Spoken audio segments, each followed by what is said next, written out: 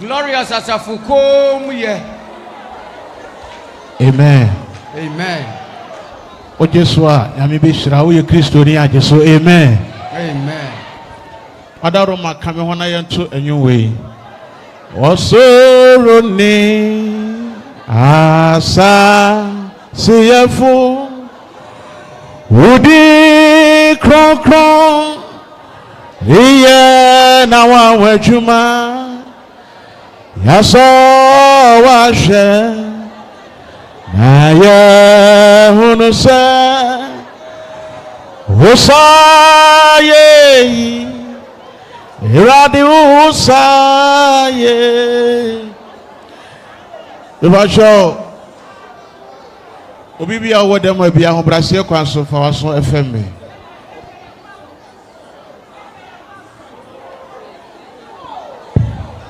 Ya pamocho.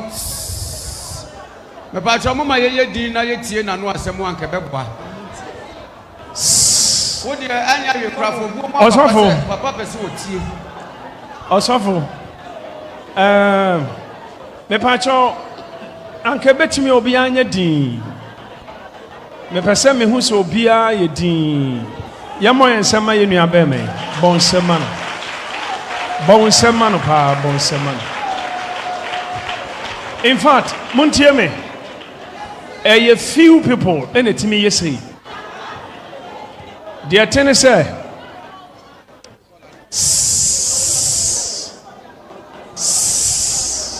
Can we have some silence, please?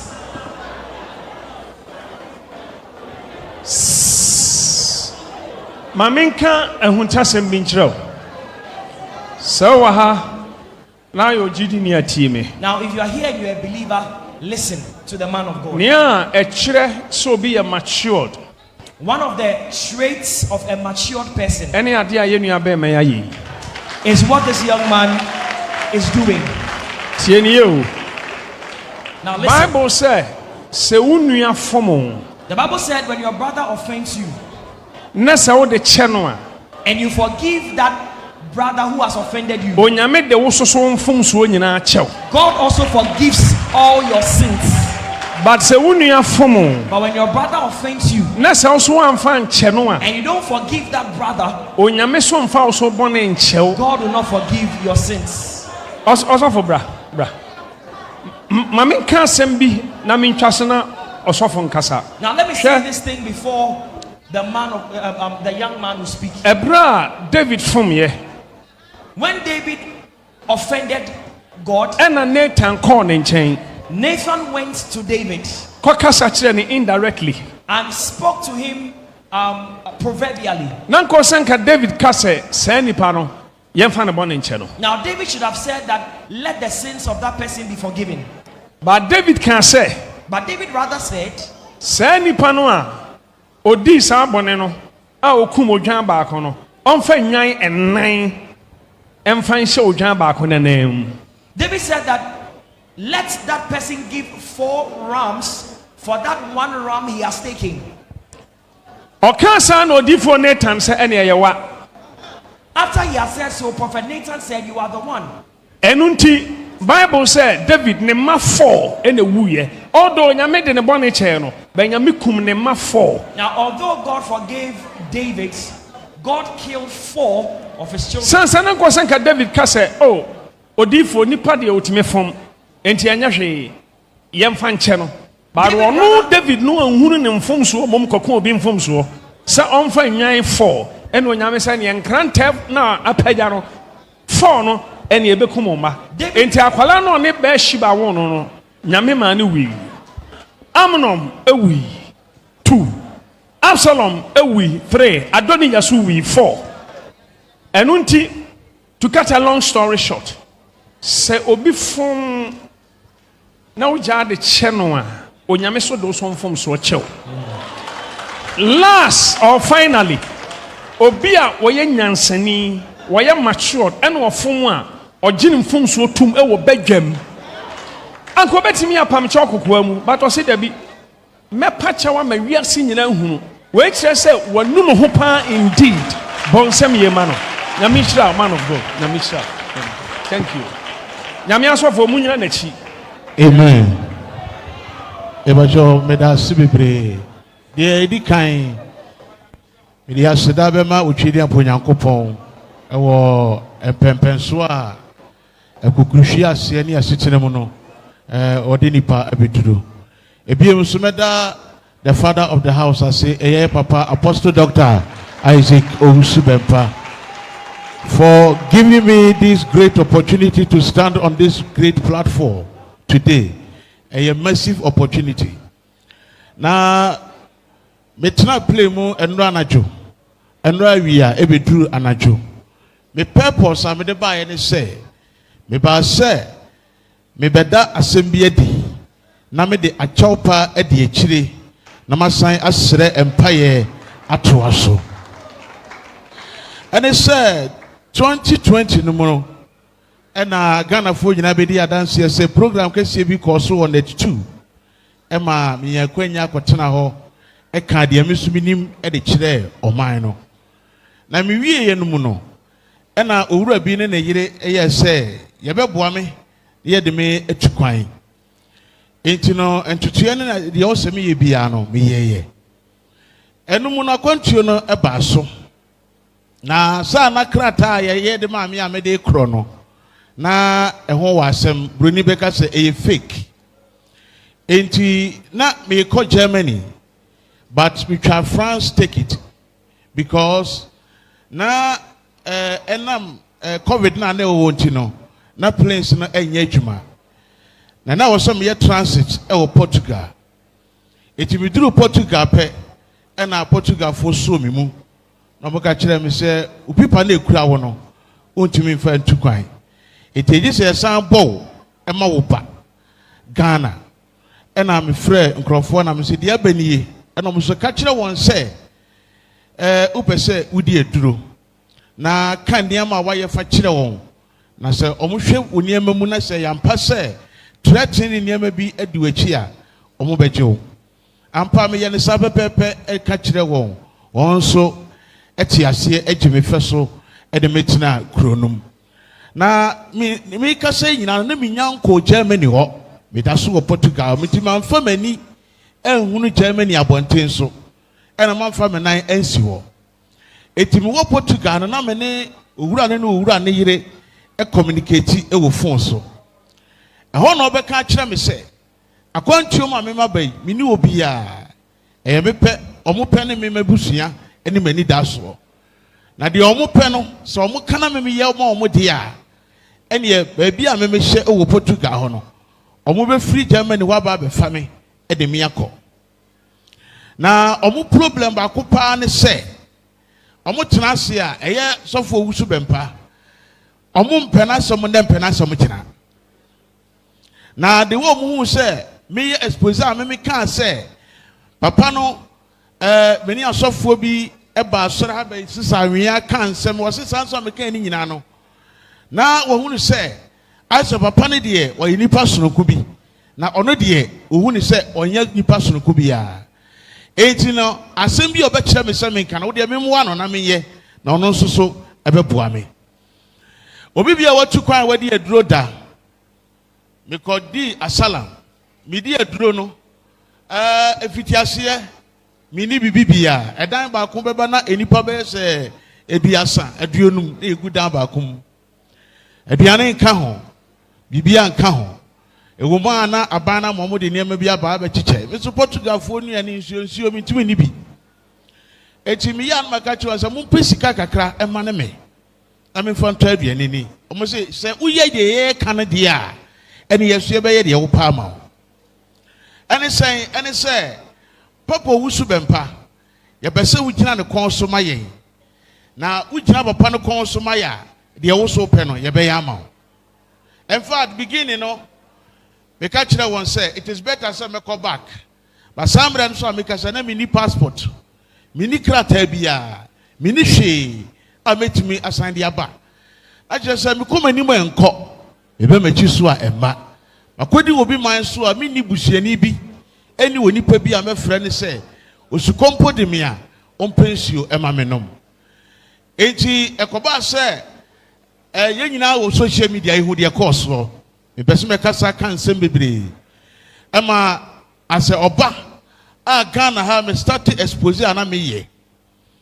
Me hwe church ahodo eba me so na mini baby afa na mini aba na brown any ababa we be a friend say Cindy Cash e show me mu even though papa ye nyina ya tini din da but na mini access a me de beba papa anim so easily na omuso mu de beba papa anim be kan mama de nyina kire papa hwe hunu say hotel ameda bitimu da hotel na papa asa ayi another person emane da another room just to protect me in case of anything.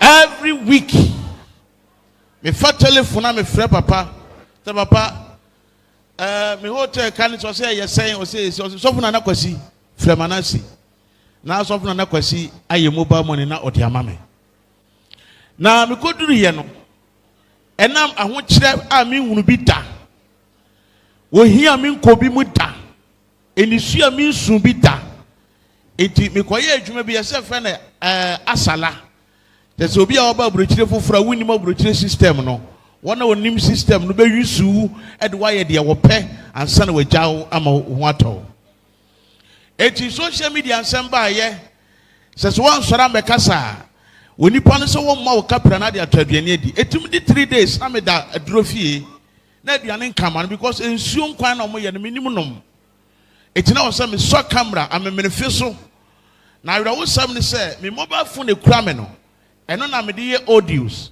na me wi ama sende e de amomo wo Germany ho na omo nso so ayedete na omo de ato omo YouTube na sadi course a ena me hu se dakro e papa e begina eye apinsie kasie yi so na opagya ngosra kosoro eda na me tewa me hwe papa eye so many incantations in the Lord na eduru me so no or the boa ampai or sign the boho ampai or sign for an impress so that very day and I'm a catcher me who say if I don't take care and I follow these people I will die before my time. Eti me ba chowa da uruma nya botrema me why na wa wo tire wan fa nchemi mpo na me papa nko ade chemi a enne me da eti eba cho nya botrema me yenko eti unim bibi wabra papa eye sa cases ni wie ye no ena me kom nkotoje ne ka cheru ade se ade bia maye a mafiri me mu aka de nim de minim na enipa na ehye me kutupa bi ko me pe bibia di ntino menye biem eti so mo mam sika nto aduane ni a they should stop it ni 2 weeks time me wonu ma no mo de letter bra me se me mo aboa me ho na aban no ahan dan ama me nko asem nkonko tenem eti me duru dem ho no na me frɛ na ya akomia nom da bi me duru dem ho ne boso me pepepe na me nya adwuma ɛda me nya adwuma pɛ na me ka kyerɛ na ya akomia ne kunu opon abiba sɛ asɛm bia mma me gina ye ka kyerɛ papa Owusu Bempah bia no mia me ni makoma mu sɛ ɛgya Bempah nya me bɔne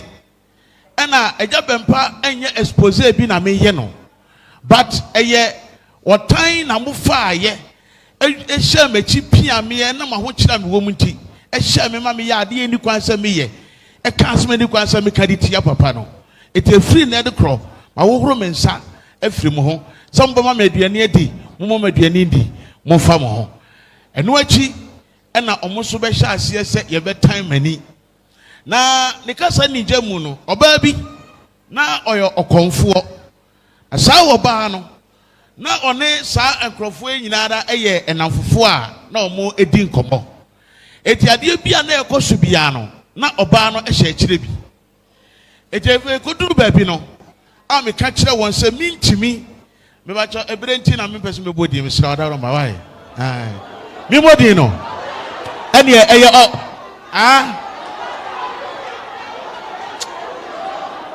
ema mo bi adi maame ne so mpo obi ade atie Aso mpo bi adi ati. Eti adaro mama msima kakra na yan grace ya.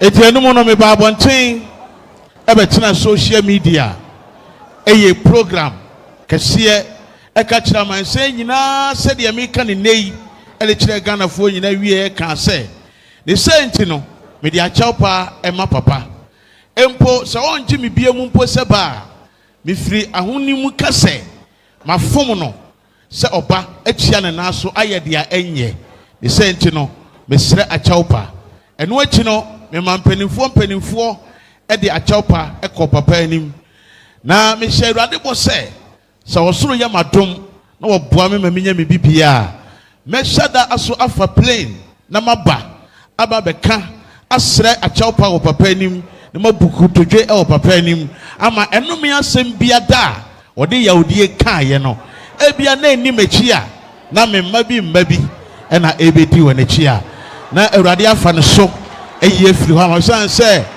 etoda oni patimi ya ade bi na enye se bi a oye nipa boni ni enti na wo ye ne mo ne fa ba bi no na ebi so awanye saade no a na ohu se na wiye aba na minim se misi nkete enkane no ye ne ntam a ebi anka Awurade eboa me ntam betima ka se me ba ya me papa che wo social media na me mo obi a ti de asie na me man penimfo ko papa anim no enam se na me nie de daso anim da me niema betutu ayi amame me da o enche ye kura ena me nya call every office omo frɛ me se me mra me koya omo se ya ma okrata obetumi de tutu kwan akoba bi a wo pɛ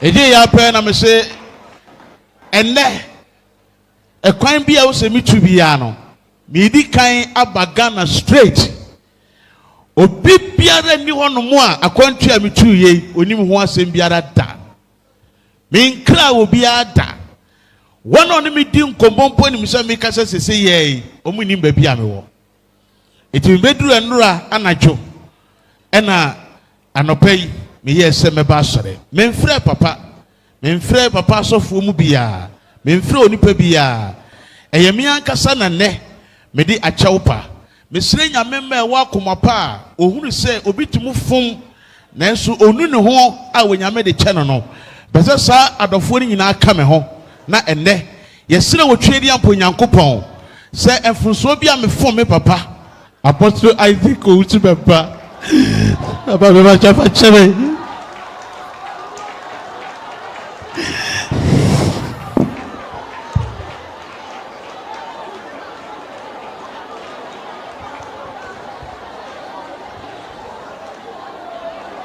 Yo, Papa Rodin Papa, they are the senior pastor. I'm choppy, ye be come na ye dear Papa. I was at the senior pastor. No, I'm slow at a Roma. Let me live say, we do say, Papa, we call me Cotta, and the woman will be a co used to me. Let me do that, I will cut and the I'm obi. And we are quiet there, where we are. Let me do that. Abana mi dibuta.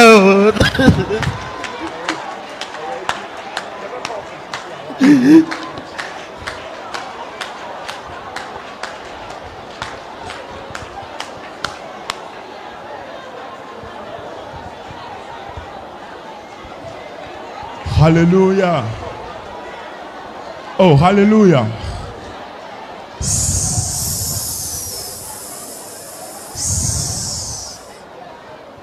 Hello. Oh, hello. Mpachowa ha.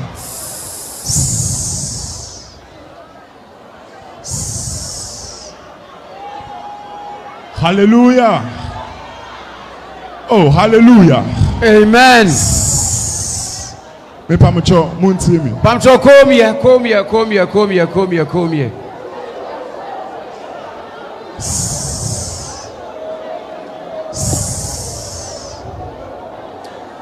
Mesremo. Please, can you pay attention here, Miss Remo? Please, are you here? Oh, Pejansa right, so how Pejansa right. Now, Bonsem, my Jesus, Bonsem. Only say why are there? Oh, only say why are there? And no say you are very matured. Oh, you're matured Christian. Bonsema, Bonsema, Bonsema. And yeah, sorry, Biana, church members, bet me ama ho kwan. Ama yenya abe papa pacho. And once you have availed yourself and he has apologized to our father, I think say you deserve a hand of applause. Bonsema, Bonsema.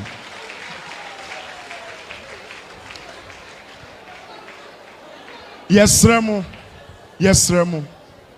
Papa say me kanche Mose. Wajai amanache. Che say he has let go. And also so please let go. Osremo.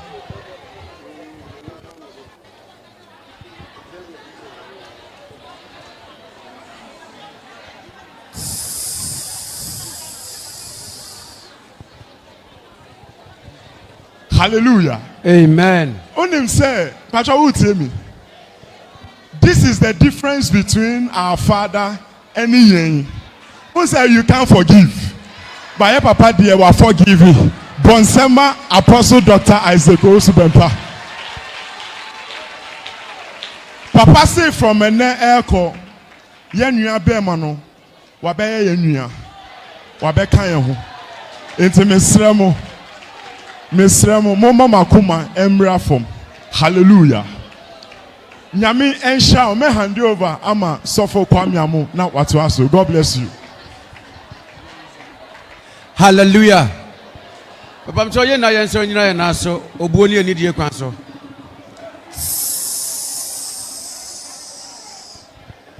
Afei dia ye yansa na yapon ne. So for that one, I'm anymore. I'm not here now, yet, you know.